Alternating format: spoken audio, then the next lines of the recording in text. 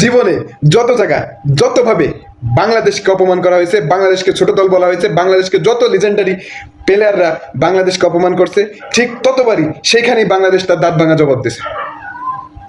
গতকালকে সাংবাদিকদের Trott Trott নাকি টাকলা একটা আছে, ওই যে আফগানিস্তানের কোর্স, ও বলে বাংলাদেশ এটা ওইটা, বাংলাদেশ কি মানে হাসাহাসি করে গুগল সার্চ দেয় বাংলাদেশের, বাংলাদেশ চ্যাম্পিয়ন কি না, মানে ছোট দল কিভাবে বলা যায়, সব ধরনের চেষ্টা সে করছে।